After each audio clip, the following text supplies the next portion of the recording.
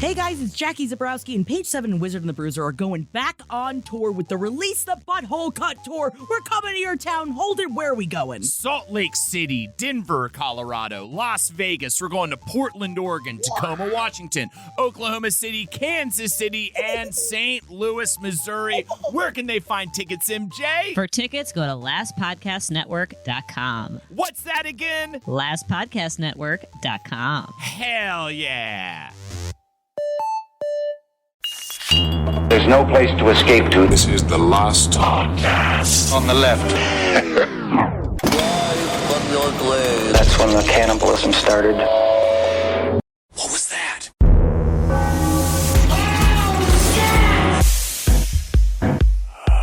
Man, wait a second. Let's set the vibe, All right, guys. set the vibe, bro. Oh my God, Brandon! It's so nice to meet you. Say you in Kappa? I'm in Kappa. Yeah. My father works for Halliburton. Oh, that's cool. Yeah, that's how I can afford all this. Yeah, my grandfather died from one of the bombs. That's boring. Yeah. Bye. Okay, bye. Spring break. Welcome to the last podcast on the left, Spring Break edition. Yeah, you know what I'm thinking of doing this What? spring break? German Austin Powers. Ooh, what is that? Yeah. Yeah, baby, yeah. Do I make you randy, baby? Yeah, baby, do I make you randy? I'm going Why hardcore. would you do that? I'm going hardcore senator from Minnesota. Oh, that's good. We're going to have to take a look at your parameters. I don't think you guys We're looking at understand your what spring break is all We're about. looking at your parameters for spring break. What do we do with all these inflatable balls? Spring break is all about hanging out with Eric Neese, doing the grind. Eric Neese. Remember him? Is that from The Grind? MTV. Why didn't you think of Daisy Fuentes instead? Yeah, that's who I think of. We were watching two different shows, my friend. That's the show inside the show. Eric's abs. Daisy Fuentes is fine. I love Daisy. I love Daisy wonderful. Fuentes, and I miss her. Yeah. I'm not fucking. I'm not. What? It's spring break, dude. Yeah, absolutely. There's no rules on That's spring true. break. Okay, So, yeah, everything baby, yeah, do make you randy, baby. That is disturbing. Okay, today's episode, we got a best of. We're talking cryptids. Yes. Also, if you do see a cryptid this spring break, take a photo, send it in, make the show. Make the show. We are having a little bit of a spring break here because the elves that are inside of the podcast factory, Fernando, Madeline, Kelsey, Kelly, We need Rod, time off. We're exhausted. Right. We have the whole crew, right? Oh, God. They all gotta sleep. We are just so tired. They are. We're whipping them, and we're Yep. all we do all day squeeze content from their little hands. Yeah. But now they get to go down to South Beach. Yep, they can do that. They're They can released. Channel their LeBron James, go to South Beach. They can go anywhere they want. Yeah. As long as they're fucking back here exactly 1 week from today. Thank you. Ready to work. No, that's great. Honestly, we want to say a big thank you to our entire crew Yeah. here at LPN. Wow. They work their asses off. Thank you very much. Enjoy your time off. Your paid time off, your PTO. All right, yeah. now you guys are self-congratulated. Compassionate capitalism. But what we decided to do is Wow. put together it's a Wow. cryptid best of. It's a bunch of our like old chunks of podcasts we have not listened to in a very long time. I'm very excited for you guys to hear this. I want us to do another cryptid episode soon. We will. Which we will do. We shall do indeed. Okay, enjoy this best of cryptids. Live from your grave. Marcus, let's just start off. Do we want to start off with the first footage that was ever filmed of the Sasquatch? Absolutely. That would be the Patterson-Gimlin film. Okay. And Sasquatch has Which, been... by the way, 9 out of 10 times, that's a snuff film. Absolutely. Well, that was all their previous movies, and then a bunch of just like The pictures of them Sasquatch just showed up. And Yeah, this him is- just videotaping his own butt to see if he had pimples on it before he went up to date. And this is the video that I'm sure every single one of you have seen. It's a very short picture that was filmed on October 20th, 1967. It's the one that has Bigfoot just casually strolling along. They say that it was a female Bigfoot that they originally had caught squatting and taking a shit next to the river. Oh, well, no girl wants to be caught doing that, even a Bigfoot girl. Yeah. And of course, the Bigfoot also has gigantic hairy tits. Holy Lord. Yeah, I love them. Love them. Get in there. And as you can see, that if you say the Bigfoot's taking a shit, looks very annoyed as it's walking away. And you wouldn't think that an animal that is just generally an animal would look look annoyed. So you think there's something special to the Bigfoot brain, something special that might make them ashamed of a public poo-poo? Yeah, just a little bit more human than the simians. We're gonna say you say ashamed, but it really just comes down to it's inconvenience. And I'm just really surprised it didn't. This is the thing. This is the only thing I would say is like that makes me believe it's a hoax. Is that wouldn't it attack them?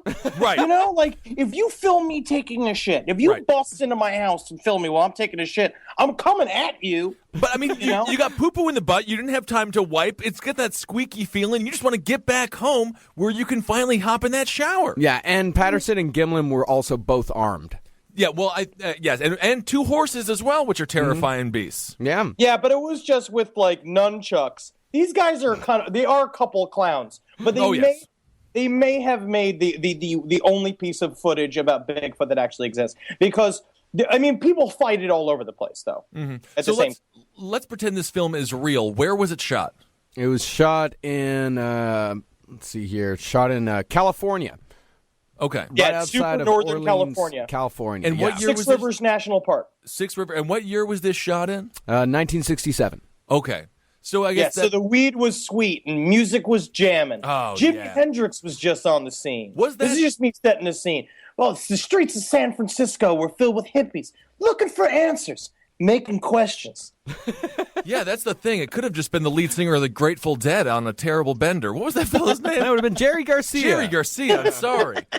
I only know him by his ice cream name, Cherry Garcia. Cherry Garcia, which I think is more important in the end. Think about it. That's made me happier. I have spent more time with Cherry Garcia than Jerry Garcia. Oh, it's very sad. I'm literally sitting in a bucket of Cherry Garcia right now. Man, this is an eating town.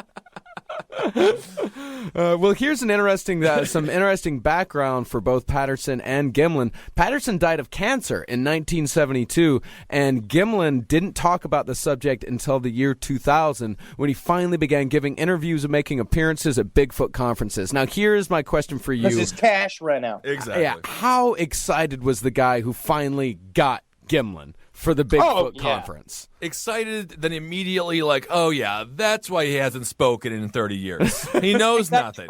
Because he's taking all the free ketchup packets out of the Burger King, going like, well, you never know when you need some free ketchup. Like saying like stuff like that. He's sleeping on the couch. Like lingering while your girlfriend's in the bathroom. Exactly. I wish ketchup packets would have those funny sayings like the Taco Bell packets. I don't even like hot sauce. I just take all of them and laugh. What I love it here too is I was reading this like one little bit here, and they were saying that when they finally captured the beast, he said you characterize the creature's expression as one of contempt and disgust. Mm-hmm. You know how it feels when the umpire tells you one more word and you're out of the game? That's the way it felt. Doesn't sound. Can't get enough of those little league analogies. Let's go for some of the criticisms of this film. We can go through some criticisms of it, and can we get to the positives first? What are there? The positive is that it looks like a monkey. The positive is that it's a bit. Whatever it was very big. Are there any scientists that think that this is a legitimate possibility? Absolutely. And these are real scientists. Yes, these are real scientists. Okay, so they do have some support. There's this guy, Grover Krantz, that he points out mostly let's first say that his first name is Grover, and that's a problem. Mm-hmm. Any science, if your name is Rupert or Grover or like Hedgehog. The only thing a Grover could ever invent accidentally is the Chia Pet.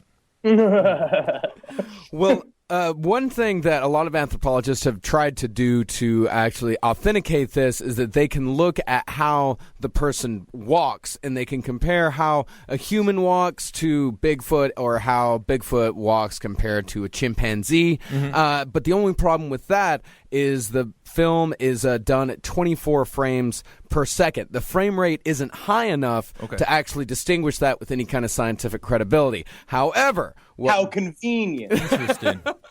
However, what Grover points out is he mostly points out to the dimensions of the creature, how gigantic it is. He points out that the tremendous width of the creature's shoulders, he estimated at 28.2 inches after deducting 1 inch for hair, or 35.1% of its full standing height. Which you also have to do with Ed Larson in order to see if he can fit in a cubby hole. He had a full standing height of 78 inches, or 72 inches of its walking height, which is a bit stooped, crouch, and sunk into the stand. The creature's shoulders are almost 50% wider than the human mean. For comparison, Andre the Giant had a human ratio of 24%. Holy shit. So whoever this was fucking massive. However, I will address that later, the gigantic creatures. Only very rarely do humans have a shoulder breadth of 30%. Krantz argued that a suited person could not mimic this breadth and still have the naturalistic hand and arm motions present in the film. He also says that the figure's stride, center of gravity, and biomechanics aren't consistent with a human's biomechanics, center of gravity, and stride, just that this thing moves very strangely. Okay. And this does not account for the fact that he may be a skilled mime or character actor. Mm-hmm. This is California, after all. Think about it. And so Krantz also showed the film to a man named Gordon Valiant, who's a researcher for Nike shoes, who says he made some rather useful observations. A researcher for Nike. Put them on your feet. I think tie them up. It's the laces that keep them on. Isn't that weird? Some people don't use the laces. That's weird. Mm-hmm. It ain't spaghetti. I heard, but I eat it.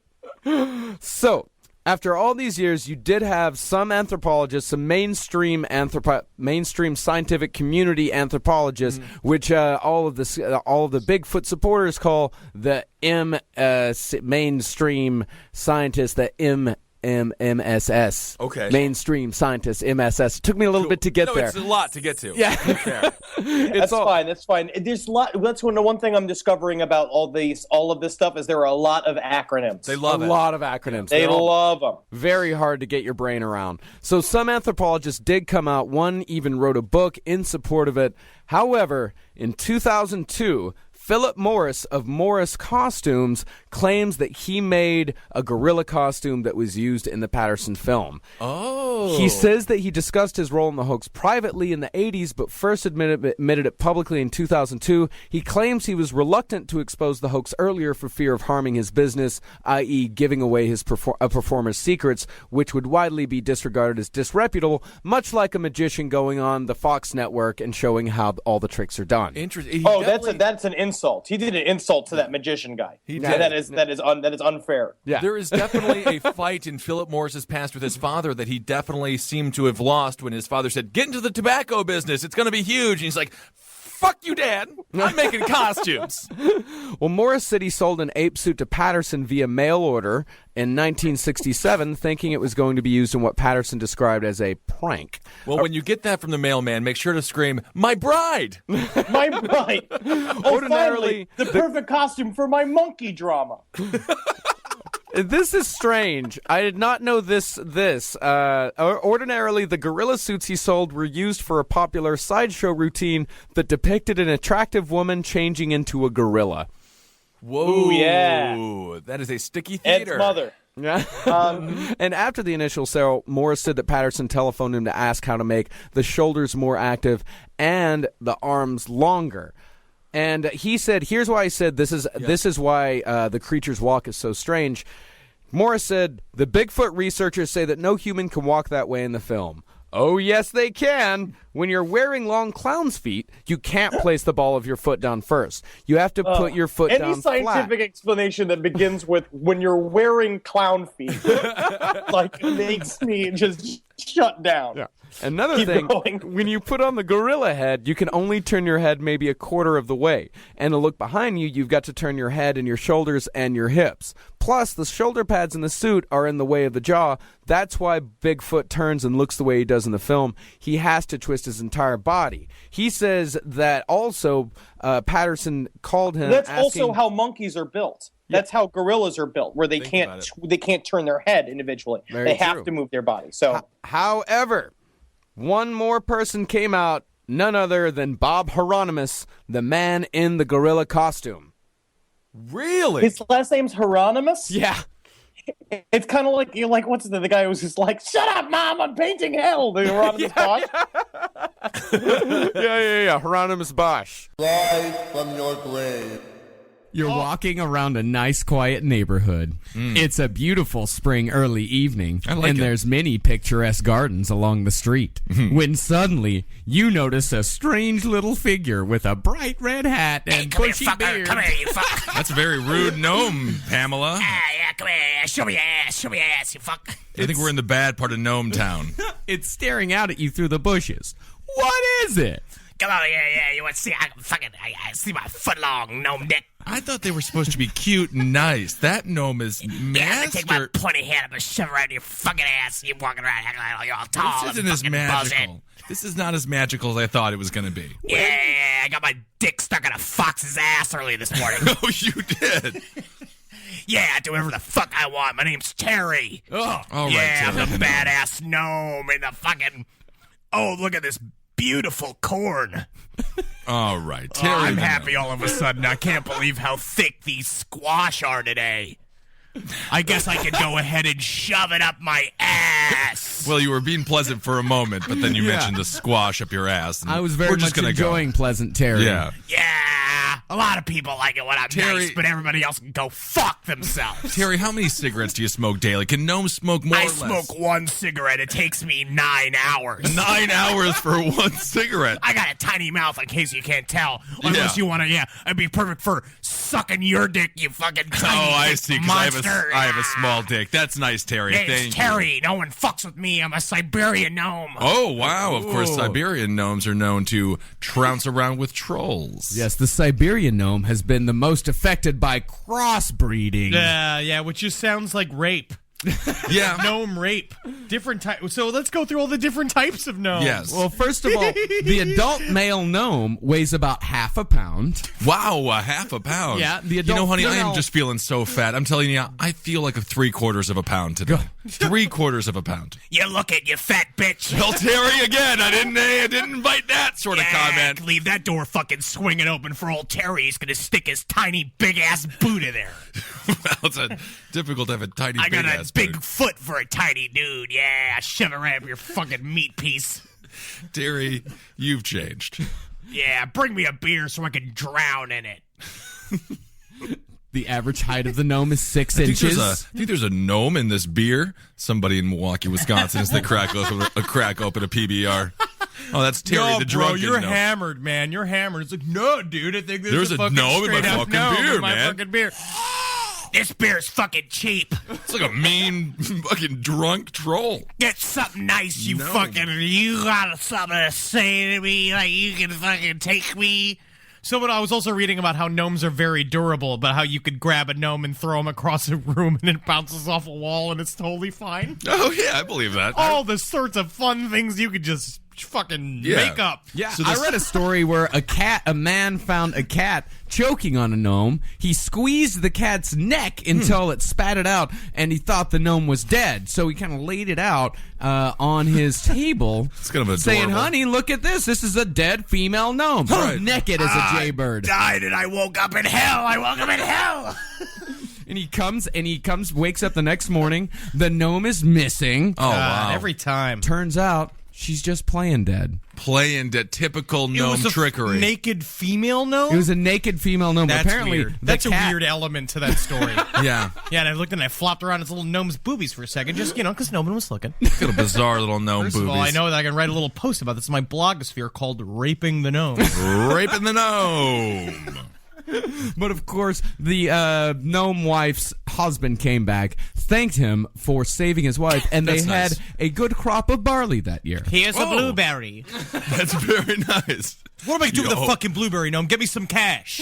Where's the money, gnome? Well, there's another story about a gnome being saved, and the man asks, "What? I want 3 wishes." He gives him a big, big nugget of gold. That's nice. And then he takes it to town. He tries selling it, and they say, "You're just a simple woodland farmer. What are you doing with all this gold?" And he said, "No, but a gnome gave it to me." And they said, "Get to the back of the bus, mister. We're not buying your bill of sale here." They didn't believe him, huh? They didn't believe him. Oh, that's insane. They threw him in jail. Oh, come on. Yeah, gnomes, it's like those genie things where it's like the gnome does things and you can't believe you know you got to beware what gifts you receive from a gnome. Yeah, I agree. Yeah. A chunk of gnome gold would be also nice, the male wears a peaked red cap. Yes. Well, let's go back real quick. Let's hit up the types of gnomes. So we've discussed the Siberian gnome, the edgy Terry type gnome. Yes, the Siberian gnome.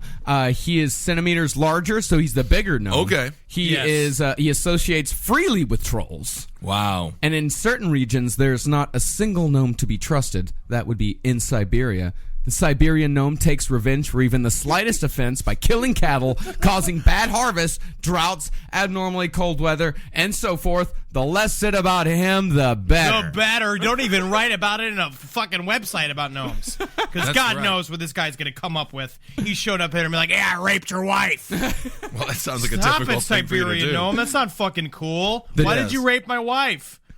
Because her fucking gash was open to me and I hopped up in there. Yeah, Terry. Yeah, Terry. Terry's gonna fucking slide it in and out till she has an orgasm. I'm not sure if Terry's going to invoke an orgasm. Yeah, I'll use my whole body. I fucking slam The that whole clit thing. like it's a boxing bag. That is disgusting. This is horrible. Yeah, that's enough of Terry for a second. Just a moment. We got farm gnomes. Yeah, we got farm gnomes. They resemble the house gnome, but it is of they're a like more... Uncle Tom gnomes. Yeah. These are fucking gnomes have been put to work. Yeah, they are of a more constant nature, and they are conservative in all manners. The house gnome is a special sort, however. He resembles an ordinary gnome, but he has the most knowledge of mankind. Gnome kings are chosen from this family of gnome. Okay. They're good-natured, always ready for a lark or a tease. Hey, so we were talking quickly about Iceland, in Iceland, the Hildefolk that exists there, they say there's up to 65% of people that live in Iceland, Ragnar, you can tell us if that's true or not, believe that they've at least seen a gnome, never mind been raped by one. Well, I don't know how many believe that they've been raped by them. I think you're making that stat up. I don't know. 68% have been raped by a gnome, but only 65% have seen them. So 3% just can't believe they were raped by a gnome? Yeah, they don't realize they just sat on a Twinkie. Yeah, that happens. And so, It's a weird way to eat. But what's really interesting, so it's very common there. Another thing we discover is with with a lot of gnome sighting and what they say is like hidden people, like elves, tiny people. Right. As a lot of times it again it coordinates with places of heavy UFO activity. And another thing that correlates with that is that when they talk about Iceland, the thing about Iceland is that it's sitting on a bed of moving lava, right? And so Iceland, on a sort of geological standpoint, is still like being formed. And so there's something to the idea that because it's in constant transition and there's something going on underneath it, it has an effect on the mentality and, of course, like this, even the psychic state of people living around there. I would say the volcanic gases probably cause a fair amount. Yeah. And the other thing is... Also, magic mushrooms are fucking everywhere in Iceland. You see a lot of gnomes on magic mushrooms. I'm sure if you spend all day just being like, Grandma's making stroganoff tonight, and she's just like been eating fucking golden rimmed fucking like brown berry mushrooms out there, and she's just like dancing on the ceiling, and then she's like, "Why are you supposed to be making stroganoff, Grandma?" And she's like, "The colors. I'm a rainbow." Oh, that's great. That's beautiful. I love Grandma. I love going to Grandma's house. There's also a thing called house gnomes. Mm-hmm. Which are excited. But it's like there's a crop circle. Like crop circles are also formed around natural aquifers, and like all these things. Or it's like when sort of heavy geological activity is happening. That's when you see a lot of sightings of these types of things. So that's I'm not farting. It sounds like I'm farting constantly, but there's drilling going on upstairs. Someone is doing some construction near our not quite soundproof studio. No. Do these gnomes enjoy sort of aquifer-like situations? They like some swamplands and things like that? Can I read the daily routine of the gnomes? Please do, sir. After sunset, the gnome house comes to life. Even without windows, they know when it begins to get dark. And besides, the field mice begins to toddle about then. Time for me to wake up. The lady of the house steps out of the alcove bed, puts on her slippers, and shuffles off to the stove, where she belongs. Well, Henry put that in there himself. Where he gets the fire underway by adding dry leaves to the embers. Oh. Next, she puts on a couple of pails of water on the heat, if her husband wants a bath, that is. And a kettle on for tea. She then goes to the bathroom to make herself presentable. And he's sleeping this whole time. Oh, he's deeply asleep because he's got work to do. Right. When she leaves the bathroom, her husband waits a few minutes, then pokes his feet out of the alcove bed, sometimes with morning mumbles and grumbles. He then steps into his slippers and hangs his nightshirt and nightcap on a handsome wrought iron peg. Oh, that's nice. Except if you're a poor gnome and then it's a nail fucking buried in a fucking board. Yeah, that's sad. He looks on approvingly as his wife empties hot water into the tub. Testing the temperature, he then steps to this bath. I hope it's the right temperature. In bathing, he takes a couple of handfuls of dried soapwort, Saponaria officinalis, from a tray hanging on the wall and splashes it around in the water to produce an abundance of suds. He coughs a little bit because he's a raging alcoholic who smokes constantly. While mother and father are thus occupied, the children set the table for breakfast. In the meantime, father dries himself. Right. Which is quite a great image of a gnome dry. Yeah. It would be really quick. How big is a gnome towel? You think 4 inches. 4 inches? The gnome itself is only 6 inches. Yeah, that's the thing. I feel like that's a pretty large I use a 9-foot towel. Oh, okay. That's only because I burrito myself. Right. After breakfast, his wife prepares a snack for his night journey, a hollowed acorn filled with tea and a bag of biscuits. Sweet. The biscuits, taken from various grass seeds, sweet marijuana, are a hearty meal in themselves. He lights his first pipe, waits until his wife has cleared away the breakfast things, and then they discuss the coming nightly activities or problems concerning the children. I think little Bobby Gnome is going to kill us in our sleep. Most likely, honey. I'm Most afraid likely. he's going to take a tiny fucking gnome AK-47 to his school. Oh, that would be adorable. The first... A little gnome gun. Yeah, Nolumbine. Yes, Gnombine was one of the, that was one of the saddest moments in gnome history, wasn't it? Yeah, they blame Marilyn Gnomeson. Yeah, Marilyn for Gnomeson. his dark gnome music. Yeah, of course. The beautiful gnome. The beautiful people. The beautiful gnomes. The beautiful gnomes. As he enters the outside, he checks out the terrain for a few minutes, and if it is not yet dark enough, the gnome waits beside a friendly rabbit until deeper darkness falls. His activities Whoa, what at happened? night... His activities at night may be some of the following. He could go to the forge, pottery, or sawmill. Mm-hmm. He may go to his herb garden and either sow seeds, weed, hoe, prune, or harvest. Mm-hmm. He may take care of the firewood supply or pick berries. Everything that can be done during short, sultry summer nights, long, cold winter nights, velvet black or moonlit nights, rainy nights, etc. And just before sunrise, if the gnome's activities do not cause him to seek shelter elsewhere, which means he can go fuck whatever he wants. That's the thing, yeah. I'm sorry, wife. There was a kitty cat that was waiting for me outside of the hollow log. Yeah, and it throated me over and over again like you won't do. I'd love to watch a little gnome juggly club, you know? That'd be kind of fun to watch. Rise from your grave. So this next guy is someone that a lot of people out there probably would have heard about, especially if you're really into aliens. Yep. The Flatwoods Monster. Well, this is my favorite kind of regional monster because you hear a lot with Mothman as well. A lot of these stories are often paired with UFO sightings. I love it because to me it supports the idea that there is a grand paranormal theory that like aliens and these monsters and elves and fairies and shit are all the same thing. Don't look at me like I'm crazy. I'm not even looking at you. I'm trying to. I looked away. Yeah, you gotta look away. I have a series of beliefs. The one fun thing about this with the Flatwood Monster, he has a little scooter with him. He's got his own little He's mobile. got like a Dr. Robotnik, like a Green Goblin Professor type. X thing. Yeah. Which is very fascinating. Well, the first sighting of the Flatwoods Monster was in 1952 when a group of kids saw a flying saucer crash into the land out of the sky. They went to go check it out. Of course, they saw a large pulsating ball of fire. Which is really cool because this was also witnessed by a bunch of people. This was seen by like a couple dozen people. Some they adults made a big in there. deal. They called the police station because they thought there was a downed aircraft, and so a bunch of people went out to go see what they saw. And the great show on the History Channel introduces us to an investigator who has been working on the case for 20 years. 20 He years. hasn't had a wife in 20 years. And but he's got a lot of files on the Flatwoods Monster. He does have a lot of files and a lot of sand. I think he just got a lot of dirt in those canisters. He's collecting all the dirt from the scene. Well, of course, these kids, though, they were the first on the scene. It was a group of 3 kids. They detected a pungent mist in the air that A lot of burned their smells with eyes these and throats. monsters. A lot of smells. In fact, we see that a lot with Big Feet as well. Yeah, a he lot smells of like shit. Yeah, skunk Big Feet. That would be the plural. Bigfoot. Okay. There are many big feet. Yeah, because what do you say, Bigfoot? Yeah. I think Bigfoot. I mean, I don't know. I don't know about. I've never been to Oregon, but I swear to God, I'm scared. The idea that there's like 9 to 12 Bigfoots up in there. I think Bigfoot's is the proper term. Yeah, not big feet. Well, if any of you have Yeah, an big opinion on whether it's Bigfoot or Big Feet, I guess take the time to email. well, go to the last I mean- podcast. Go to the last podcast Facebook page and let us know there. Big feet sounds like a whole nother creature.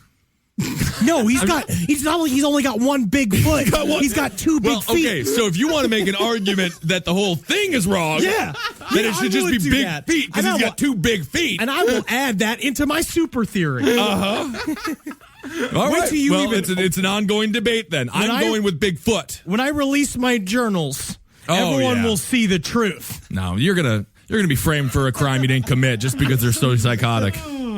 So they go out there with their flashlight. They're looking at the object that is a large glowing ball on the ground, and they see off to the left 2 glowing lights in the trees. They shine their flashlight over, revealing a creature which is said to be at least 10 feet tall, a red face, bulging non-human eyes, and shaped like either a heart or the ace of spades. Yeah, people saying it's Ace of Spades, and it looks specifically very artificial. Now, which is really interesting because you're going to hear there's several other sightings of this monster, which we'll hear right now. And apparently this is some sort of costume he was wearing or some sort of protective suit.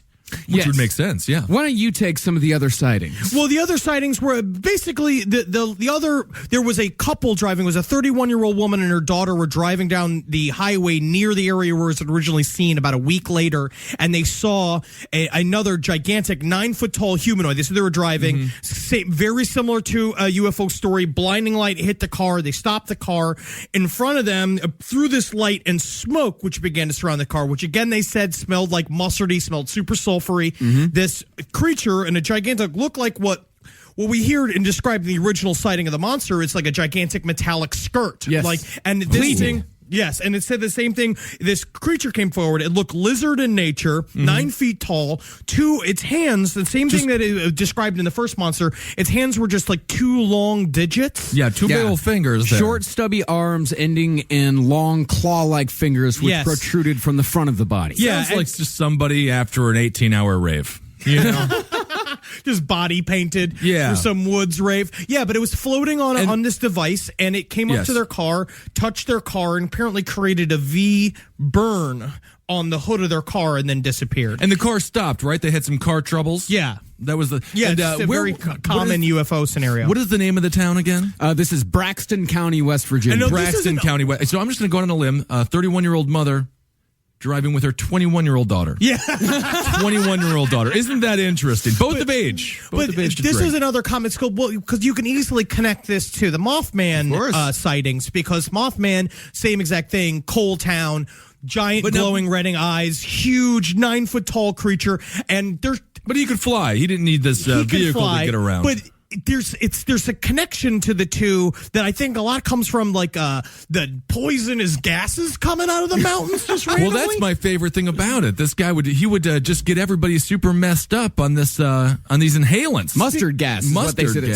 smelled like. Yeah, because the people who originally saw the Flatwoods monster got incredibly sick. Yeah. And then they said even later on in that Monster Quest episode on about the Flatwoods monster, they basically said like everybody who was involved in the original sightings had been dying of cancer. But the thing is, it's a very old sighting, and I have a feeling these people all chain They were smoked, gonna get and there was a cancer lot anyway. of whiskey, and they all died. It seems to be natural causes. But it's all coal mines. I mean, there is a very rational explanation for the Flatwoods monster. They all died of lung and throat cancer. Yeah, asteroid, owl, They keep saying this coal owl, fumes. though. That's the thing that I don't understand. What do you mean? Explain this owl thing. They said that the way they have explained off the Flatwoods monster is that it's this chain of it's an events. owl. Is that they saw an asteroid, there was a fire in the forest, and then they saw a big old owl, and it shined their lights on it in the night. And they have a thing called expectant perception, I believe is the term, where like they use in cryptozoology, which is this idea that like if you are told that you're going to see shit, and if like, well, it's because the Mothman was also happening, or not like nearish to the same time, and these stories have happened all over the country for forever, and so it's like you're expecting to see something, so maybe you'll take the vision of an owl that you shined a flashlight on and make it into a giant monster. Expectant reality. Not only that, but in 1952, this was when aliens and UFOs were all were over big. movies. They were all over comic books, television. These kids, they see something flying out of the sky. Remember, they're children. Yeah. And then they will weren't see that what young. they want to see. They were in their teens. Yeah, they were in their teens. But still, these are the types of kids that are going to be seeing that type of stuff. And the short type of protruding limbs with claws, it's owl claws. Yeah, but how big an owl is it? Yeah, I mean, that's Owls the can thing. get pretty big. They can't It get was 9 feet. I mean, they can't. Well, if they're up top and you see, if they're on top of, say, a bush or something like that, because it was also described as being green in nature, the actual pleated skirt, it could be. So an owl sitting on top of a bush. How am I the one that is being Isn't that portrayed as crazy right now? interesting? I'm just saying it just sounds crazy that just some owl's going to be around in the forest. I've seen a lot of I go in the owls. I've forest. never thought it was the Flatwood Monster. Not even once. Not at all. But you never know. But there is, these stories have been told for years and Of years course. and years, and so we could probably hop from that to the Mothman, Of course, the Mothman. which is just that we've when did Mothman start? 1966. Yeah, 1966. So, and this is again West Yeah. Virginia.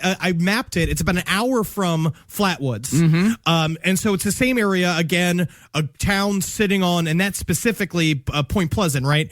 Point Pleasant was sitting on a coal waste dump, like underneath the ground. They dumped all this the waste products from the coal mine into the water supply. Yeah, so that's they've been good. getting poisoned for a while. So they were just seeing things. Yeah, maybe. Yeah. But I feel like if you get poisoned for 20 years, you get used to it. Oh, absolutely. So why you build are up you a seeing tolerance. shit now, sure. you know? Yeah.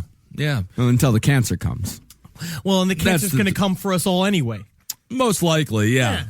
Massive heart attack as well. That's a very good possibility. We don't know, though, going back to Flatwoods real quick, we don't know where the smoke came from, and everyone does seem to think that was a real phenomenon. It just sounds like the smoke is a part of what made you see the thing, is that it's probably some fart from a mountain of poisonous coal gas. It was and a mountain came fart. out, and it made everybody just go like, oh. Yeah, the impact of the asteroid upon the ground could have expelled some sort of gas, because there are asteroids falling on record on that day at that time in that area. Oh, so that's it. Yeah. Unless it came from the asteroid. That's a very, very good possibility. though. It's an asteroid and a big owl. That's all it is. All right. A lot of smoke, though. I'm going to take a look at the evidence again and decide for myself if it's not the black with the fucking monster's real or not. Oh, you mean the children's drawings? Yeah. Well, they're very well done. Very creepy. Yeah, they're creepy as shit. I like the way you describe, how that's just the earth farting. So like a geyser was, oh, it's the earth taking a big piss. And then like a volcano was like, oh, it just got shits. I'm not a scientist. Right. That's the earth taking a big shit. And then you're like, you're a bad father. The volcano, he must have had some spicy food. Oh, yeah, it looks like a spicy shit to me. Oh. So instead of us really getting into the Mothman, Because we covered the Mothman before, Yes. everybody knows it. And so, real brief, a bunch of Mothman sightings happened, and then a bridge collapsed outside of this Point Pleasant, West Virginia, and they believed it became this harbinger of bad news. Well, in reality, the bridge collapsed because of bad government. Bad government. I mean, it's That's West why the bridge Virginia. the infrastructure in this country is not doing well. Not nailing it. No. Rise from your grave. Now, while many skeptics say that the Chupacabra phenomenon could not possibly be real, as the creature only started showing up in Puerto Rico in the mid-90s, but that isn't necessarily true. No es necesario verdad. Good job, Henry. Now, while the term Chupacabra only showed up around 1995, weird shit had been happening in Puerto Rico for decades before that, and specifically weird vampire shit in addition to UFOs, secret government tests, and a Bigfoot or two. Yeah! Bigfoot, love them. Man, I would love to be on a Bigfoot hunt in Puerto Rico. And you go and they got the plantains and nothing but sweet, delicious pork and the beaches and Bigfoot. Oh, and El Yunque Rainforest, which is where Bigfoot has been seen many a time. El Yunque Rainforest is the most beautiful place I've ever been to on the entire earth. It's fantastic. And with any luck, there'll be a Gary Busey-like billionaire aboard who just finds himself a poor, impoverished person from New York City, covers him in a Bigfoot outfit, throws him into the woods, and you get to hunt him like you're like a real person. Like a real person. You're a hunter. You're for big feet. Also, Bigfoot. This is the thing, though. Bigfoot out in the jungle, kind of steamy there, kind of humid. Think it would shave itself. Probably looks like a normal, big, fat, ugly person. But before we get to all that, let's cover some of the original mid-90s sightings. Now, a woman named Madeline Tolentino reported that she witnessed a creature that was 3 feet tall, ran on 2 legs in a strange hopping motion that will become important later. Remember that. Sounds like Lieutenant Dan from Forrest Gump. It had large black eyes, bony fingers, long arms and legs, and a feathery line running down its back. But another witness who saw that creature closer up said that those feathers were actually sharp spines. And that witness was also close enough to see that the creature's mouth was full of fang-like teeth, perfect for goat sucking. Well, I don't want to get ahead of ourselves, but did they get married? Did they get married? Did they get married? The thing is that I don't necessarily see fangs and think, oh, that's good for sucking. Normally, what I'd like to see is a long tube with a bunch of like... You're talking about a proboscis. Yes, like spines at the very end of it. Now, that's good for sucking. Well, that is a good point, and maybe we can get that answered. How do they actually get the blood out of there? That's very true. I mean, there's a lot of different theories. How are they getting the blood out of there, Mark? Oh, you know what it was? Twirly straws. Every Chupacabra comes with 3 twirly straws. Have fun with it. Make it fun. Make it fun.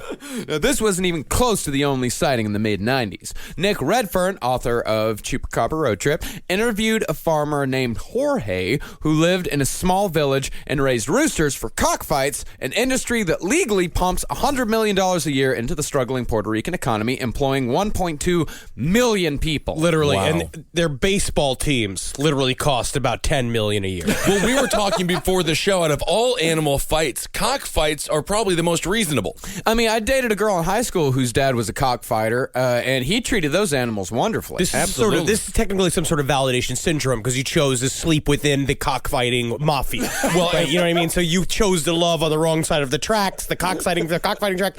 You see, roosters, again, I don't feel like they have that very many emotions. No. Until I saw chicken people. Oh, so you're going to come here and tell me that chickens don't have emotions and they should be allowed to fight each other? Well, I think it's the people that are broken inside that implant their emotions inside the chicken. Maybe you are correct. It's sort of a reflection.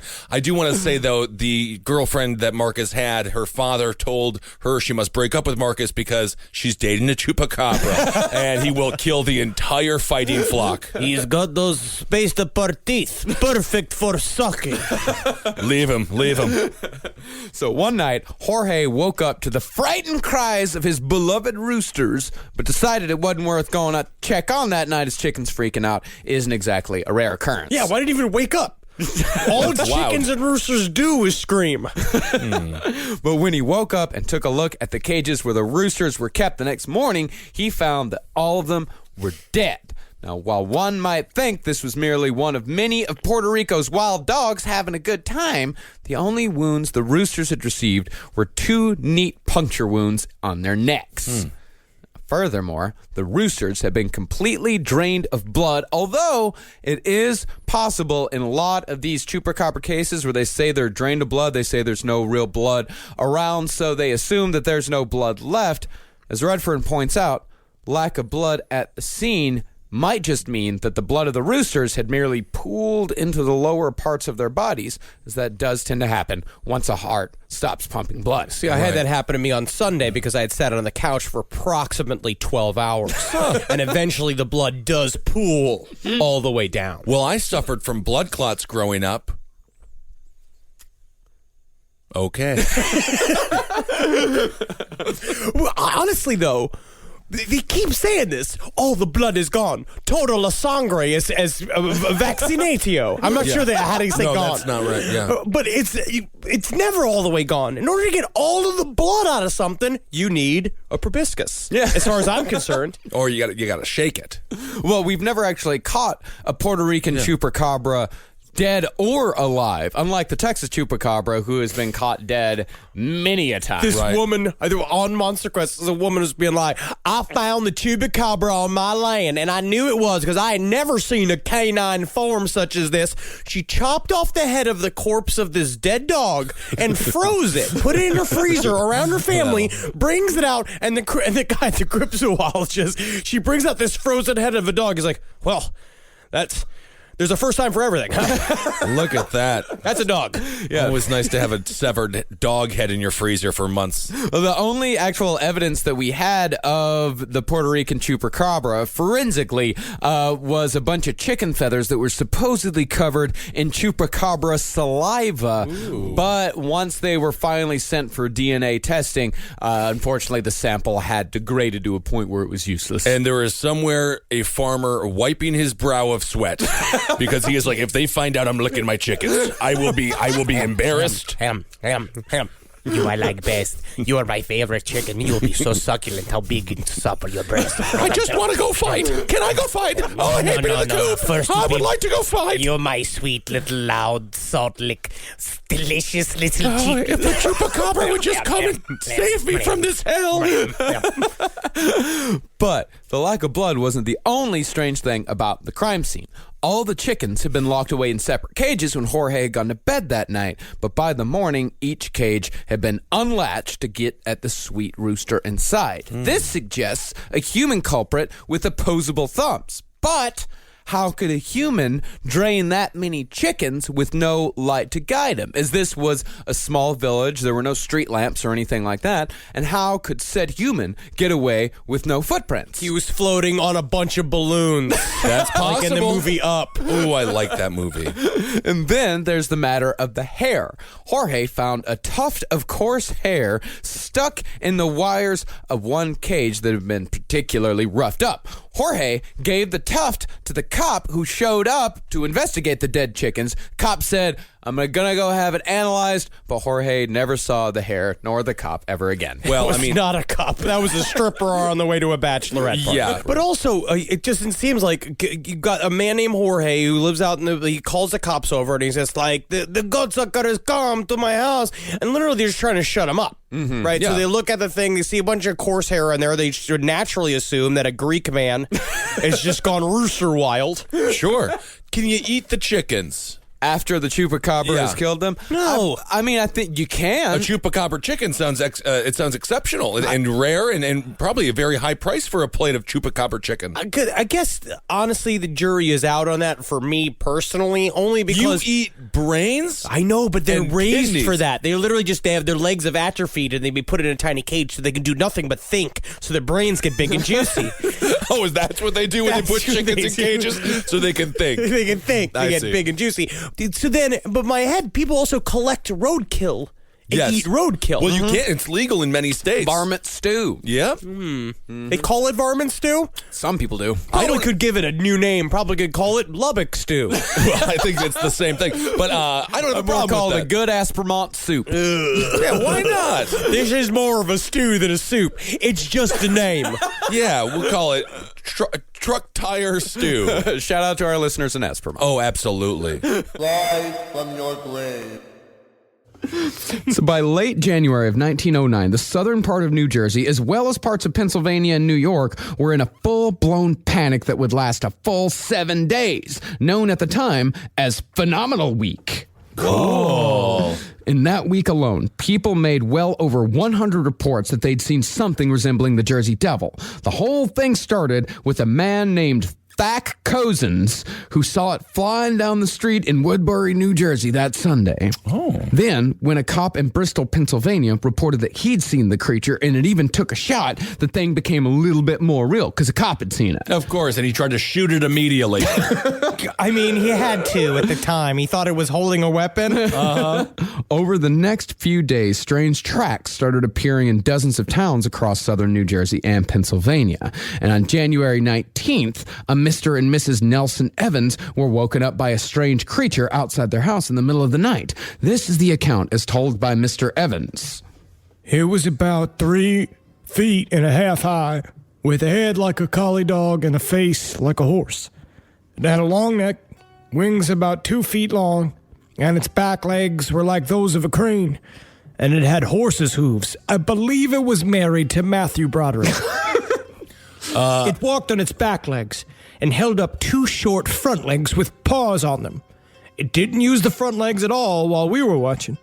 My wife and I were scared, I tell you. But I managed to open the window and say, "Shoo!" And it turned around, barked at me, and flew away.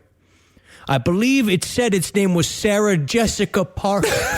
That is a classic bit. Classic bit. Sarah Jessica Parker. Wow. Classic. Relevant and classic. That's the thing. Another woman chased the devil down with the broom as it was trying to eat her dog, and that encounter was followed by the entirety of the Black Hawk Social Club seeing the devil whiz past their windows during a meeting. Wow. Man, that Black Hawk Social Club must have been a pile of bitches. And you know when they came into whatever quilt social that they went to afterwards, being like, "We all saw the Jersey Devil last night," and they're all like, "Oh yeah, we did too. It sounds like someone's ghost is talking." Slammed him again. Nice. Social clubs, were they women or men? I thought men were mostly in the social club. Yeah, men were. Yeah, that was a social club. Yeah, the Black Hawk Social Club. That was a bunch of dudes hanging out. I thought it was like a cool group of goth chicks, and I was happy with the idea of it. No, it's a bunch of dudes from Trenton, New Jersey. But I think everyone was kind of goth back then. Yeah, weren't they? Somewhat. It was more, everybody looked like John C. Reilly back then. Yeah. Everyone, Okay. the men and the women. Yeah. But it wasn't until a city councilman in Trenton claimed he'd seen the devil, which made the whole damn thing official, that the Jersey Devil panic really got out of hand. You can always trust public officials in Trenton.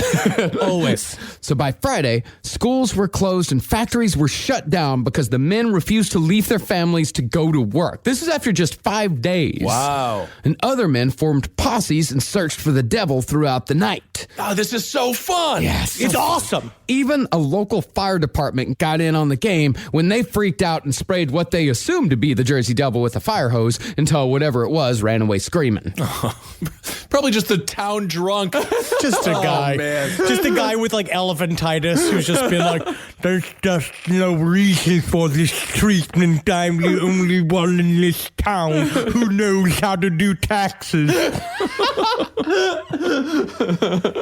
Everything settled down by the end of January, and the sightings of the Jersey Devil have been sporadic at best ever since. Okay. With one of the most gruesome happening in 1966. Says you though, Marcus, because every single person I know that I texted the 2 people I know from Jersey, and both of them said, "Oh yeah, I got a Jersey Devil story." And then when you watch other docs and like the Monster Quest episode about Jersey Devil, everybody's got a story which involves being like, "We were out. And we weren't completely straight, but we had only a couple of beers. We're only smoking a little bit. And next thing you know, I'm looking at a dog horse with bat wings." And it's like, they all say the same shit. Yeah, it's the exact same story over and over again, except for this one in 1966. This is another clip from Mother Leeds' 13th child from a cop who responded to a call about the Jersey Devil attacking a farm. The time I was called here, Mr. Silkoch advised the station that he was missing numerous ducks and some other type of animals.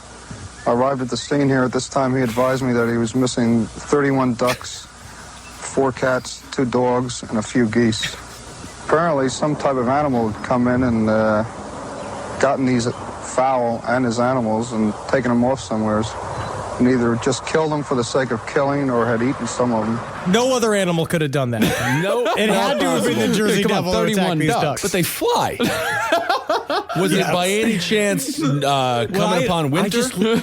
I love cop talk so much. I love and upon the scene of the crime, all 30 plus 1, that is 10 plus 10 plus 10 plus 1, 31.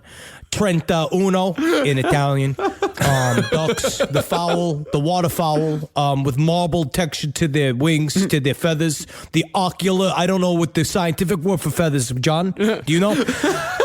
They were disappearing from the scene. They do let you know everything they know. Everything they know, yes. Rise from your grave. Yeah, I mean, if we're going to talk lake monsters, we would be remiss if we didn't start with the most infamous lake monster of all time. The biggest and most famous cryptid that we have yet to cover here on the show. No. Choose Choose wisely. Choose wisely. What's it going to be? Jack Nicholson on a sub, eating a sub. Jack Nicholson on a boat eating a Subway sandwich. That is my favorite. I had to go through a series of people, but then I was like, oh, they'll be mad at me. They'll respect that person. But Jack Nicholson, because he's doing so well, eating a sandwich on a boat, that's my kind of sea monster. It's my favorite. Loch Ness Monster. Talking about the Loch Ness Monster. Oh, okay. Oh, this guy. Yeah. Now, when it comes to a location where a cryptid might live, it's hard to do better than Loch Ness. Loch Ness is the largest body of freshwater in all of Britain, and other than a few vacationing middle-class Englishmen, it was largely unspoiled until 1933, when some of the loch's surrounding forest was cleared away to give easier access. And some of Loch Ness's entire situation was ruined by next week's topic, which I'm actually very excited for, about We're going to cover deforestation? We're going to talk what's going on in Brazil right now? No, that's like season 25 of Last Podcast on the Left, where it's just talking about how, like, bugs are also kind of evil, and windgrass attacks. I love that. I can't wait to read the bugs are also kind of evil script. That would be great. Some organs look weird. Yeah, they describe the stomach. Yikes, weird.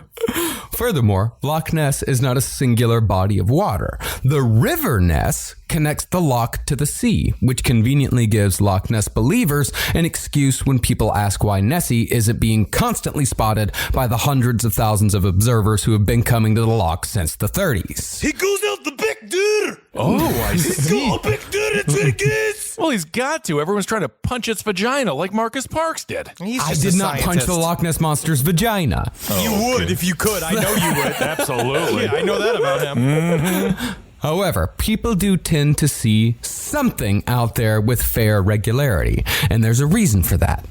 The loch's waters are often terribly calm, and the high shorelines cast shadows and reflections that cause small objects like birds and small animals like otters to appear much larger than they really are. What does the otter do? Swims, eats. That's it? Okay. You seen him? He puts the blocks of the different shapes in the proper slots. Yeah, I just don't know how an otter survives other than like for fun on Instagram. Turning tricks. Whoa! Yep, it's a sex worker of the lake world. Oh my. In addition, wakes from boats passing through the loch, of which there are many, can be reflected from the shores to form a standing wave in the center of the loch long after the boat has passed out of sight, which could easily be mistaken for the wake of a large creature swimming underwater. And it also has a lot of like weird channels underneath it. It's got a weird bottom to it where they say that things can hide or whatever. But it does seem to be, more than anything, every time they've taken pictures of what could be. There's a recent picture of a Loch Ness actually that came out like several months ago that came out, but it was a big fish. Well, but it's fun if you just call it a Loch Ness Monster. And what's the difference? That's what I mean. Now you're getting on my page. Yeah, honestly, the water is still full of the scariest of all the creatures as far as I'm concerned. If you call it a tuna sandwich, it becomes a tuna sandwich. That's what Subway did. Now, Scotland is full of lochs, just like Loch Ness. Some so deep that the Eiffel Tower could be dropped to the depths and the tip wouldn't even break the surface. Whoa, Carmen Sandiego. Wait, is she in the Eiffel Tower under the ocean? That's where she put it. That's where she put it? I don't know. Carmen Sandiego, you were trying to find Carmen Sandiego. I don't think that she had anything. Did she have anything? She would steal important historical figures and landmarks. That's why you were trying to find Carmen Sandiego. I thought she was just a missing person. What do you think? She thought that she was just like guilty of rape or something?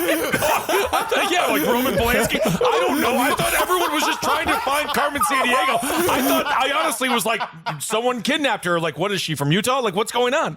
Wow, you missed the whole point of that show. What documentation did they have? She would say like, ha, ha, ha. They'd see her in her helicopter lifting up the Eiffel Tower going, ha, ha, ha, ha. So she was evil. Yeah, she was the villain. A cappella saying the theme song. I remember that.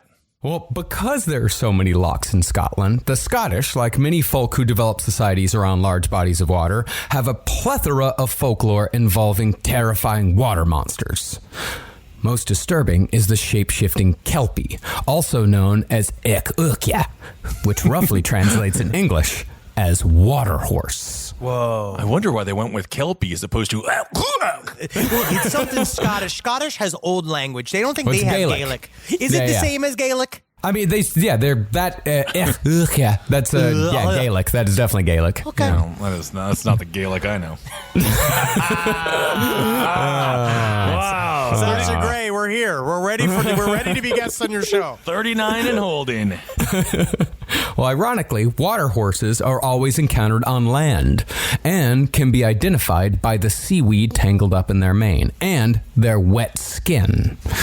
If an unsuspecting or foolish soul decides to climb upon this mystery horse, they would find that the water horse's skin is also highly adhesive. Whoa, sticky horse! That is not a game you want to play with your grandfather. And the water horse will gallop straight into the lock, taking the stuck and screaming victim down to the depths where they meet a horrific death by drowning. I know what I saw! Wow. Look at that guy over there molesting that horse to death. Wow, that is horrible.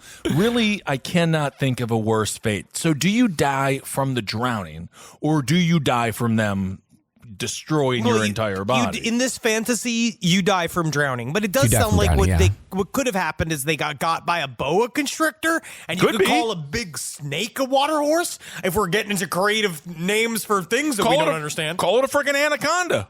I don't think they ever had boa constrictors or anacondas in Scotland. Yeah, I don't know if they have jungle snakes in the locks. I don't know. I don't know what they have over there. Something can get wandered over there because then you think about maybe during the Roman times when they spread deep into the Anglo-Saxon territory, they could have accidentally have brought with them various exotic animals and littered them throughout these areas. This is actually a theory that I now in my Starbucks addled brain I actually think is it's literally Noah's Ark. I think it's just a lesson that's don't get on a strange horse. What? I would never touch a horse. That was the horses. Wait, that's the lesson you got out of this? Well, never touch a horse. Specifically, the water horse targets children by pretending to be tame and gentle, its back. Oh yeah, come on, kids. What you do? You're playing a game. I'm a fun talking You know, it's horse. weird that you have that to try to attract me, a child. It's the most You're the biggest creepy thing I could. I've ever seen. No, I don't like that voice at all. Oh yeah, come on, get on me, long child. All right. Well, the water horse's back will all actually lengthen to accommodate as many children as are present. Then, once all of them are glued on tight, the water horse speeds them to their doom. Sweet. Honestly, there's so many kids in Scotland. And in these areas, they have a lot of kids. I mean, sometimes it's good to have someone to take out like 8 in one go. You got to help the town have enough corn. Get this thing some training. Make it a bus driver. Why not? The kids are already on there. That'll be kind of a fun way to show up to school until you have to unstick yourself from the sea serpent, and you probably will lose the back of your pants. Honestly, we're really building out our cryptid high school pitch right now. Cryptid high school. Whoa. Yeah. Well, in one folk tale featuring the water horse, one of the children actually cuts off all of his fingers in a bid to escape. Fingerless, he then watches as all of his friends are carried off into the water, which of course makes him the one who survives to tell the tale. I was training to play the harp. Oh, that's really sad. Now I've got to use my feet and my dick. Yep, you're going to have to become a drummer. Strangely, many water horse stories are very similar to vampire folklore.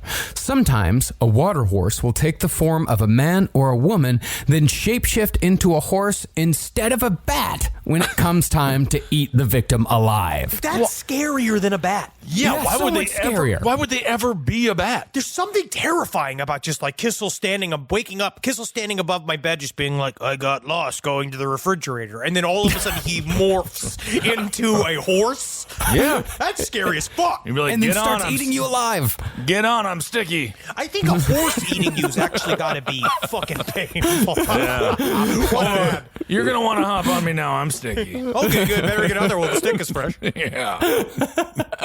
There's actually even a water horse story in which the creature shapeshifts into a horse and chases his victim all the way back home, but is unable to enter because, like the vampire, he must be invited inside before he can cross the threshold. Interesting. Wow. Mm-hmm. Wow, this would be great for horse girls. Wouldn't they want to turn into a big... Dude, horse girls... What's a horse girl? They're girls that they normally have very long hair, and they are obsessed with horses. In school, I'm surprised you didn't see some because you were from farm areas. Well, we where had cows. Oh, someone who does... someone who's obsessed, like girls that are obsessed with horses. A lot of the times, they're particular. Right. They're an interesting bunch, lonely, loving horses, the solitary nature of horses. They're the only ones that the horses can understand. The horse is the only thing that they can understand.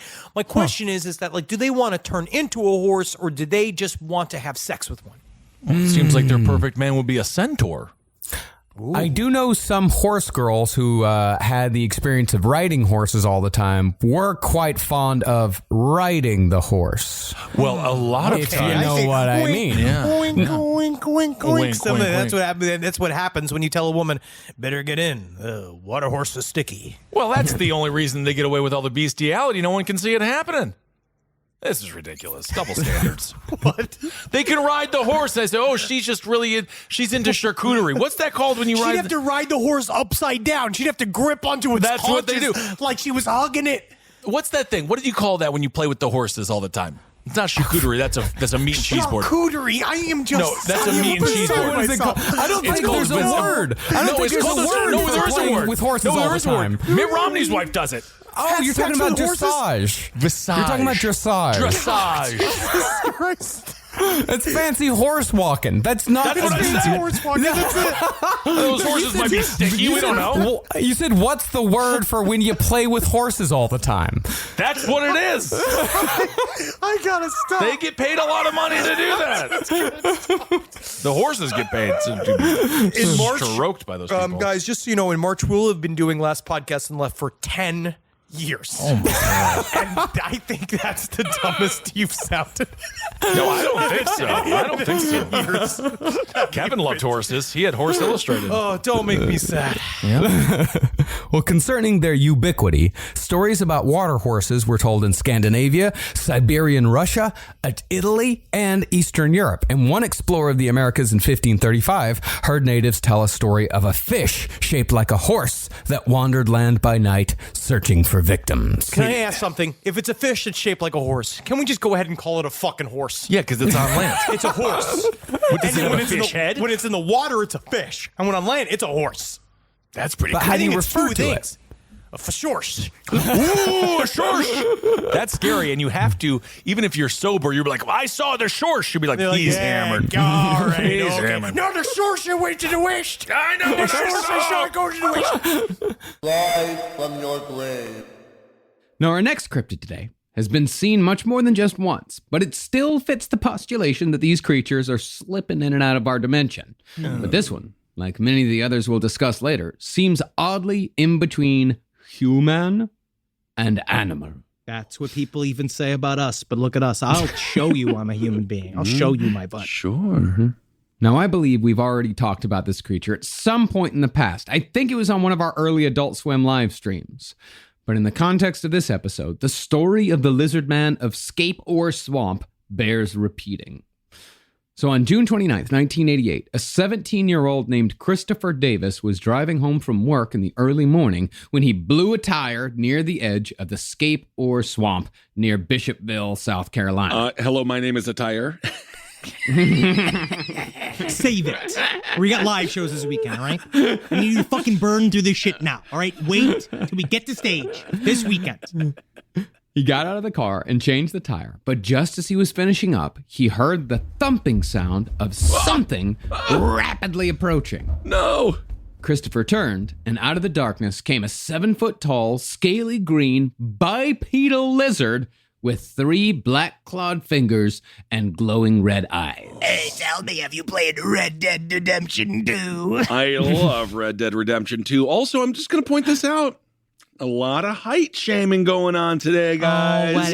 There's no Where's height the shaming. short cryptids? Where's the little troll cryptids? I've asked about doing tiny creatures, which we did gnomes once, and we will eventually do, because there is a whole chapter in the Inhumanoids on hirsute small creatures. So we can actually do quite a bit. Okay. No, I mean, we are, most of the creatures we're talking about will be 7 feet tall. I do have I have a couple of little ones for you coming up later, so you won't feel too bad, but it's just, I'm sorry, Ben, most cryptids are gigantic. They're either tall, they're very, very tall. That's how they are seen over reeds. Well, and of course, that would be because they're intergalactic and the gravity changes, so they would be taller now, wouldn't they? You know what? That's the first fucking point made today. Absolutely. What's extremely odd about the lizard man or lizard men is that they seem to have a particular aversion towards automobiles, and as a result, don't really pay much attention to human beings. Now, this is a great topic on Coast to Coast AM. If you look up Lizard Man, there's a lot of Lizard Man coverage in Coast to Coast AM. And you know why? It's because George Norrie cannot physically understand why lizard men hate cars. Because he's stuck on this. And this whole time he's like, well, I don't understand. These lizard men could go so much farther than South Carolina if they had themselves some form of vehicle. Yeah. Why do you think they're scared of? Is it because Fords are fixed or repair daily? But he's very mad. And then most of the people say this, and there was one cryptid hunter on Coast to Coast AM whose main thing is like, can you even imagine how many lizard men must have been mauled and hurt by traveling vehicles? Sure. Because when it comes down to it, they're skittish. You're more scared of us than them, and they shouldn't be because they're scary. And we're not, right? Well, cars are very scary for a lizard man, or they say lizard men get clipped by entity? cars. Yeah, they say that they take their rage out on these cars because they've been clipped by them all the time. I believe it. When Christopher Davis saw this creature, he jumped in his car and tried escaping. But before he could take off, the lizard man attacked the vehicle by ripping off the mirror and gouging the roof. I mean, imagine if you are a creature that has slipped in from another dimension, you keep getting hit by cars and killed by cars. You don't know what a car is, so you just keep attacking the car. You think the car is your natural enemy. You don't know that the little thing inside is actually the thing that you should kill. Yes. Honestly, a car is just a cryptid Kinder egg. You tear it open, and then you get your little prize on the inside. Oh, you have to scream in little meat in there. Exactly. It's like a big clam. Play with the person like they're a bicycle, and Jurassic Park, Tyrannosaurus Rex has the moment where it starts attacking the car like it's a person versus like as an animal it felt. And Tyrannosaurus Rex was just so upset because it couldn't touch its own balls. Christopher did get away without any further damage. But that summer, multiple cars in the vicinity of that swamp were vandalized, with ripped fenders, deep scratches, and bent antenna, amongst more destruction. I will give credit to some of the crypto hunters on Coast to Coast AM, because George Norrie does, and he never does this, but he did pose a question. Now, maybe there's some form of natural explanation for these lizard men. Oh, wow. Could be some form of dinosaur caught in a time machine. And you're like, well, no, that's the natural explanation. That's it. That's I mean, we used to do the same thing when we were just like teenagers. We used to rip stuff off of cars and stuff. But... No, only lizards can do this. Oh. But where's one broken crypto hunter who was like, that's an interesting question, George, about whether or not it could be a natural phenomenon, because the one thing I will say, and I will duly blame, is that we got a highway running through here. You don't know what comes off these circus trucks. These cryptozoologists are so afraid of the circus. They bring it up in each episode. It's very valid. They blame the circus. They're like, these circus, one of these creatures come up on one of these circus trains, come up there. These circus don't report it. These circus don't report it. They don't report it. They're felons. No, because when it comes down to circus, they're slimy. Con men. coming around here telling you what your weight is. I'll tell you what my weight is. Right? I'll tell you what. Oh, is that? Oh, you think that's a big lady? Oh, this ain't bigger than my Aunt Tom. Yeah, you can put a beard on anyone. Yeah, absolutely. Yeah. No, remember we were, what was the one that we did the live show bit on many years ago where the fucking the goat axe, the axe with the big gigantic goat. Yes, the whole thing was that it had escaped from a lightning storm like a big fucking thunderbolt had struck this fucking train, this circus train. And now this creature is hanging around underneath this bridge killing teenagers for the next 30 years. But the way that this cryptozoologist talked about circuses, it's as if he survived something wicked this way comes. Where he was so scared of the circus, he's like, they ain't got no rules. You know, they live their everyday jobs and they run out and now they're spinning on poles. Some of these people going there, they're wearing nothing, wearing a bikini, jumping on top of a horse instead of being an accountant. Trying to say, I don't have a real job. Just because I wanted to go. Because I wanted to go. I wanted to flip upside down. I think there's a living. There's a lot of people with the vendetta against the circus for one reason or another. Maybe they lost a family member. Maybe they wanted to be a carny and were rejected because they were too sober. You actually have to be very skilled to join the circus. I know. Honestly, please, God, please be skilled if you are running any amusement park ride. Oh, yeah. I don't think they are, though. No, they're not. Oh, be very careful on those. No. We were in Kennywood, and every employee, honestly, at the most, was 13 years old. Yeah. Same at Coney Island. But I trust the kids at Coney for some reason. They I don't know seem why. sharp. For some reason. Because they've been raised watching the coaster go. They should know how to work it, right? They're just there on the boardwalk. You know, they've absorbed all of this information. Yeah. Well, in one lizard man case, a couple of weeks after Christopher's encounter, a couple reported that their car was covered in teeth marks and scratches. And when police investigated, they found some hair and a muddy three-toed footprint. Oh. Now, the lizard man or lizard men, they laid low for about 20 years. How about lizard women? I mean, that's true. Sure. Lizard people. They can actually change sex really easily if they are an amphibian. So it should actually be a lizard person. You've answered your own question. Then, Yep, I did. Didn't I? Good work. Well, my fucking TED Talk. Good work. They also might have just returned to where they came from for 20 years. Oh. But in 2008, a woman named Dixie Rawson walked out one morning from her house to find that the front half of her van was chewed up by some obviously large creature. I know this was my ex-husband, Steve. Does he eat a lot of cars? I know what he tried to do. Blaming it on lizards. Something had bitten through the front grille. Both sides of the van above the wheel wells were bitten as well. And the metal trim was bent as if it was made of nothing stronger than paper. This woman also reported a trail of blood. And according to her report, a good number of her 20 cats were missing. 9 is a good number. Jeez. Okay. I would say a good number is 7, because if it's 9, it's almost half my cats is gone. But if it's good 7, number. that's a good number. I'd go 5 to 7. Yeah, you're right. 5 to 7 in there.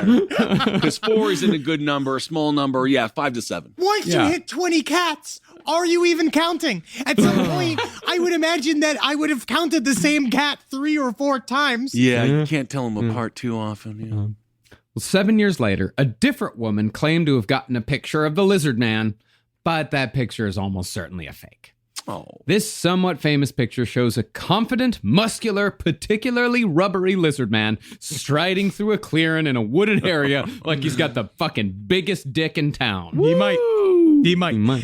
He could. I will say, you know what I saw that was actually pretty realistic was a drawing of that picture. Oh, okay. It's actually much more realistic than the picture itself. Fantastic. Well, the woman claimed that she took the picture when she was leaving church, I suppose trying to lend Jesus to her honesty. But while the picture is fun, it's also obviously a humbug. The H word. Yeah. And speaking of having fun with the lizard man, in 2017, the South Carolina Emergency Management Division tweeted a warning about the upcoming solar eclipse. They said paranormal activity increases during solar events. That's and so we don't cute. know. We don't know. That's so cute. I love it when the government makes funny little jokes. It's like they said, maybe there's a lizard man that maybe they're more active during solar I don't eclipses. know. No, it's so funny. Maybe they are, but they're advising the residents to remain vigilant against That's the car so fucking munchers. funny. That's so fucking funny. It's like drop bears. That's so fucking funny. It is funny. Do you know that 45 grand spent each year on the fake tracking of Santa Claus at Christmas? Nice. That's taxpayers' money. Yes. Well, okay. 45 grand, huh? No, I think No, they just make it up. I don't know if they're really looking for him or not. Yeah. I think it would be irresponsible if they were using HARP for we it. would have shot him down many, many years. I mean, we're already testing out the electromagnetic rays that we're using to maybe knock Testing down out. orbs out of the sky right now, which is actually probably what happened at Roswell as well, to bring that all the way full circle. Okay. One interesting thing about the Lizard Man, which is why I think she took the picture of it outside of church, or says she did, or connected it to church, is that there are a lot of people in the area that view Lizard Man and things like lizards as a walking lizard, an upright lizard, right? However they want to call it, as an example that Satan still walks the earth. And that is an serpent. example of them using, that's an example that Satan is still strong enough to physically manifest onto planet Earth. And that actually the whole Lizard Man thing has this strange biblical side to it, where they talk about it as if it's a harbinger of bad things to come, or that literally Lizard Man might eat your pussy and turn you into a Satanist, which he might. Right? I don't know what he'll do. Wait, so what does God have to do with him attacking cars and Satan? Satan hates cars? Does Satan not like cars? Yeah. Holy fucking shit, Satan doesn't like cars. Yeah, you're going to have to get rid of your car then, buddy. I think he doesn't like speed. Okay. I think he doesn't like things going Take fast. it slow. You're here for a while. But because they connected also to the idea of the reptilian aliens, and how the reptilian aliens, if they are real, right, the idea they feed off of negative energy, and the constant division about whether or not are aliens angels or aliens demons, and they use that to kind of say this, because they kind of lump Lizard Man into this kind of pan pseudo-religious idea that cryptids are demons. I mean, the nice thing is you can make it all up. You can make up anything. You can just say anything you want. Yes. So that's great. Yeah, it is fun. Isn't that nice? Yep. Yeah. Now, one of the things that I often hear people lamenting is that these sorts of encounters seem to be in the past. That sightings and weird shit don't happen anywhere near as much as they used to. But with just a little bit of Googling, and mostly with the site phantomsandmonsters.com, I found that people are still seeing weird shit all over America almost every single day. And much of it is entirely unique. Well, last year, during the height of the quarantine, we talked with our buddy, John Tenney, who talked about one of the weird anomalous things that he was hearing reported quite a bit, was those floating hairy squares. Yeah. In Detroit, as a matter of fact, I believe. Yeah. Multiple people from different areas who had not talked with one another. It's covered in hair, floating through. Really and in my mind, there's, is that ball lightning? Is that and is the Ball hair lightning? something that just kind of static? Or is this newfangled, now are America's finally accepted obsession with orbs? Who knows? Well, one person in Tennessee said that his father was transporting some goods through Mont Eagle. Okay. Why did you make goods sound nefarious? Because I mean, that is what people transport. He just said goods in air quotes as if it's just corn. Because you'd say corn if it was corn. Yeah, You know what I when mean? you say goods, it's purposefully vague, and I don't trust purposefully vague when it comes to transportation of goods. Yeah, it's women in a U-Haul. Wow, all right. But this guy's father said that he saw something that night that, quote, rubbed him the wrong way. I hate that. In the middle of the night, this goods transporter saw a cat-like creature with abnormally long legs and a short torso. They got to get Jackson Galaxy out there. I will be tamed. It had a notably ugly face and was sitting on a brick wall on the side of the road, perched feet flat and knees bent. I'm just living my life. Why you guys all hating on me? Let it live its life. Come on, I am. There's some people like me. I don't know. The creature was at least 4 feet tall, and while it had a body like an animal, its face was human-like, but unsettlingly deformed. All right, what do you want from me, right? You want to be more cat-like, and then I will be fine? Because I'm human-like, I'm deformed? Is that what this is? I'm actually fine. I think you're super cute, cat weird thing. Yeah, do you? No, I don't think you're that cute. Please don't cat fuck I'm me. more human-like than cat-like. No, you're not. You're still One more of a thing. cat. I'm not going to fuck you. Yeah, don't fuck the cat, remember? No, I do remember. That was a test. Similarly, 2 people in Northern California saw a creature with animal-like features, but like the creature in Tennessee, the whole package was put together in a bizarrely random and uncanny way. I love mixed-matched animals. I love that. This is my favorite part of cryptids is that stuff where it's just like, I don't know what happened in between dimensions. Yeah. They all just get scrambled up. Yeah. A whole bunch of horrible, horrible taxidermy. These people said that they were on deliveries when they saw a creature near a disused rail yard at about 11 o'clock at night.